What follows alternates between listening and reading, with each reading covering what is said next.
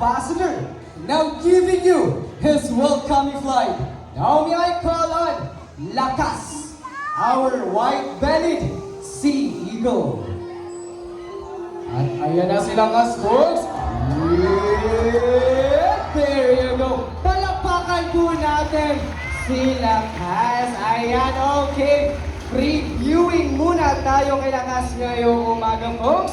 And sa mga bisita natin na gustong mag-take ng pictures and videos, double check your cameras lang po ha. As I said kanina, our animals are light sensitive. Okay, now once again, ladies and gentlemen, that is Lakas, our white-bellied sea eagle, with the scientific name of Haliatus leucogaster. Leuco meaning white and gaster meaning belly. That's why we call them the white-bellied sea eagle. Now, the white-bellied sea eagle are commonly found near of coastal area of Australia, India, and here in the Philippines.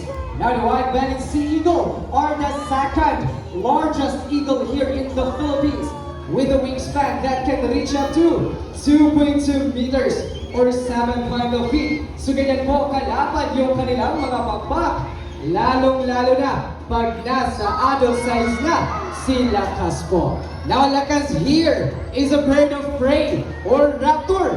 Raptor came from the Latin word rapire, meaning to seize or to drag away. As you notice po, Kuya Richie natin wearing protective glove because most raptors have sharp and powerful talon. Raptors, guys, practice food parasitism. Food parasitism is stealing of foods from the other animals or nangunguha sila ng pagkain from the other animals po.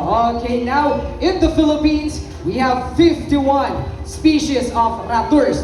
But here in Davao Park, we have 4 species of raptors, namely the Brahminic kite, the white-bellied sea eagle, the Philippine serpent eagle, and the eastern grass owl. And that's all for Lakas po. A round of applause for that, please. And syempre,